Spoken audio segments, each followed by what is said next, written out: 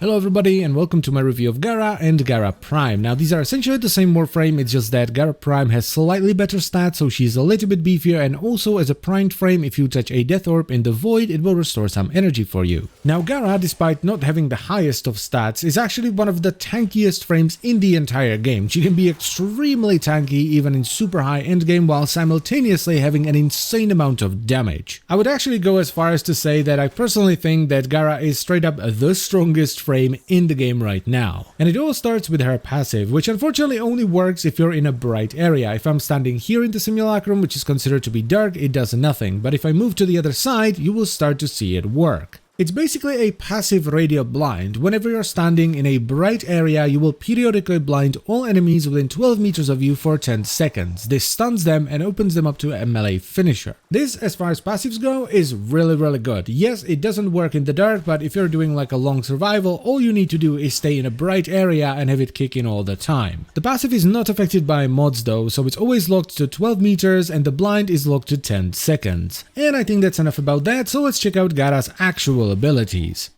So Gara's first ability is called Shatter Lash, and this does different things depending on whether you press the button or you hold it down. If you press it, Gara will fire out a glass spike that does 800 puncture damage to all enemies within 10 meters, and if you hold it down, Gara will instead swipe a glass sword that does 800 slash damage in a 225-degree arc in front of her. This has infinite punch through that will go through pretty much everything, so the only thing that matters is your range, and it costs 25 energy to cast, which is affected by power efficiency. Now, while power range will increase the range of the spike, the arc of the swipe is not affected, so it's always locked at 225 degrees. The spike will also knock all enemies within 0.75 meters of it down, though this is unfortunately not affected by power range either. And finally we have damage scaling, so it's of course affected by power strength, so the more strength you add, the more damage it's gonna do, but it's also affected by some mods on your melee weapon, so you can use a stat stick with it to get a lot more damage. The melee mods that are relevant to this are raw damage, so stuff like pressure point, elemental mods, so fever strike, primed fever strike, that kind of stuff, and then either slash or puncture mods depending on which version of it you're using. So if you're primarily using the spike, so you just press the button, you want to use puncture mods, but if you're holding it down and you're using the slash, you want to use slash mods instead. With crit and status mods being irrelevant here because Shatter Lash doesn't have any crit or status chance. Now it's also affected by the melee combo counter, but there are a few issues with that. Number one, an endgame Gara setup is most likely going to be using a stat stick, which is built to boost her abilities, not for actual melee combat. Number two, Shatter Lash doesn't give you any combo hits. And number three, as we will find out in a little bit, Gara can very easily kill everything that comes anywhere near her without using a melee weapon.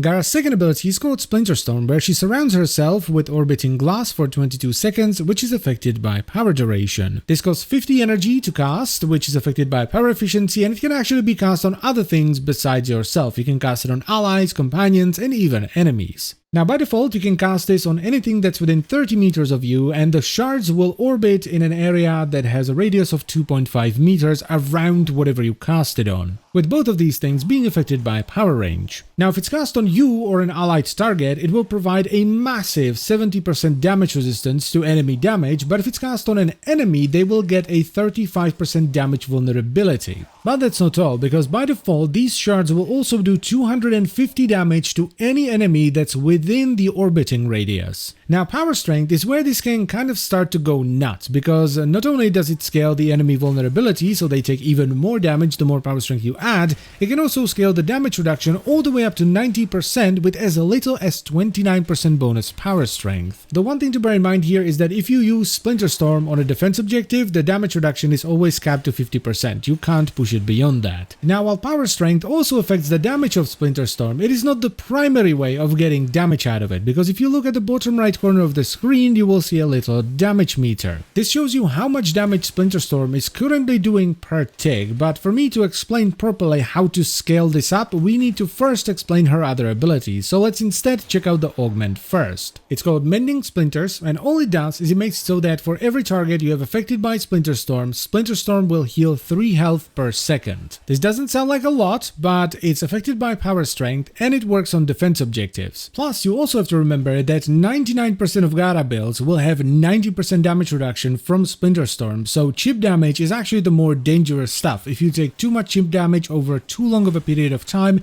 you will eventually die. It's not ideal though, so I would only recommend it if you have no other way of healing yourself, such as Arcane Grace.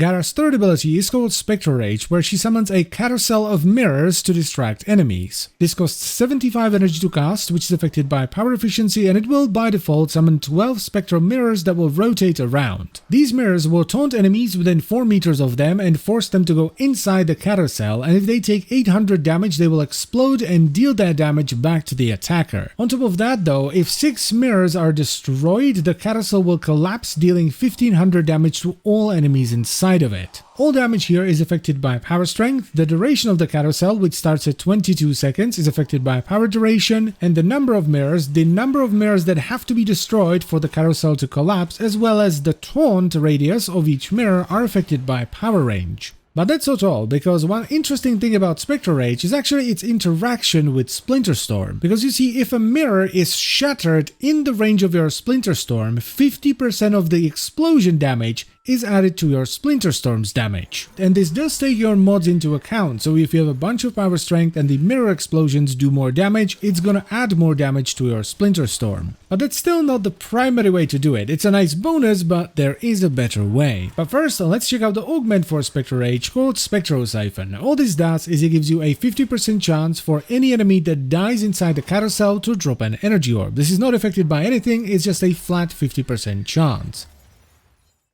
And Gara's fourth and final ability is called Mass Vitrify, where she creates an expanding wall of glass. So the way it works is you press the ability button, which creates the wall of glass, and it then starts expanding until you press the ability button again, at which point it will solidify. Don't expect to be able to cover the entire tileset in glass though, because the ability costs 75 energy to begin with, which is affected by power efficiency, and then drains 3 energy, which ramps up to 5 energy per second as the wall is expanding, which is affected by efficiency and duration. Also, there is a bit of a restriction on the size of the wall as well. The wall, when it's first created, starts 2 meters away from Gara, which can be pushed further with power range, and it stops at 11 meters, but this can be pushed further with both range and duration, because there is a duration on the molten ring as it's expanding. This is generally not relevant in like 99% of missions though, because the tilesets are just not big enough. Now the wall is unfortunately pretty short, so if the enemies have the high ground, they will most likely be able to shoot over it, but it will also expand downwards, so if you jump into the air and cast it in the air, it will expand downwards as well as outwards, giving you a much taller wall. Now unlike something like Frost Snow Globe, which if that takes too much damage, it just detonates in its entirety, this glass wall is split into chunks that each has its own health bar. Now by default, each section of the wall has 2350 health, which is not a ton, but it's affected by your power strength, and it also adds 500% of your modded armor to it. But that's not all, because as the wall expands, if it goes over an enemy, it will cover them in glass, which will gradually slow them down to a stun over 3 seconds,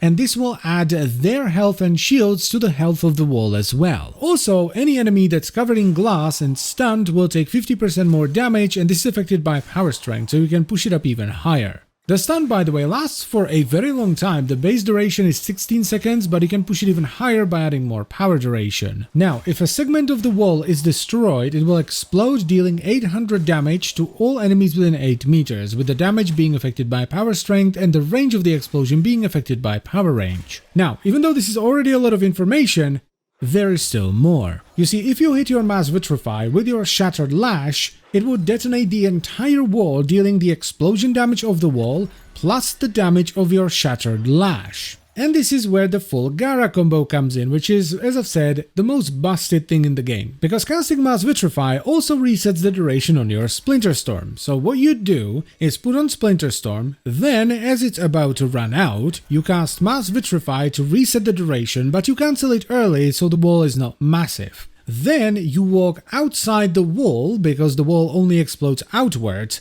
and you detonate it with Shatter Lash. Now the reason you do this is because if you're within the range of the explosion with your Splinter Storm where you detonate it, it will add 50% of the total explosion damage, so the wall explosion plus Shattered Lash, to your Splinter Storm as damage. Now the reason this is busted is, well, there are 2 reasons. Number 1, it stacks infinitely, And number 2, it's effectively scaled by your power strength, your armor, and the mods on your melee weapon. So if you get a good setup on Gara and your melee weapon as a stat stake, you can easily make your Splinter Storm do millions of damage within minutes. Especially since the damage of Shatter Lash can be affected by Ribbons if you have the right stats on it, so base damage, elemental damage, and either slash or puncture. This is why the best stat stakes in the game are generally somewhat bad weapons that nobody uses, so they have very high Riven disposition. Just make sure you have the right kind of stats on it, because if you just press Shatter Lash and you do the spike, you need puncture damage,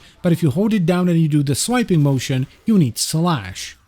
Now, as I've said in the beginning, I think Gara is the strongest frame in the game. She can run around with 90% damage reduction and provide that damage reduction to other people as well, and simultaneously radiate out millions of damage and kill enemies by simply existing in the same room as them. But on top of that, she also has great crowd control with Spectrorage, even though I don't personally like it. I think it looks kind of janky, but as far as crowd control goes, it is very good, and the defensive potential of Mass Vitrify is amazing as well. So she's tanky, she can defend stuff, she has good crowd control, and she has essentially infinite damage. You do need to make sure that you have enough energy to do the combo before your Splinter Storm runs out, otherwise you lose the accumulated damage, but I personally find that really fun, just trying to maintain it for as long as possible, doing obscene amounts of damage with it in the process. So of course I'm going to recommend Gara. She's one of my favorite frames in the game. Go ahead and pick her up.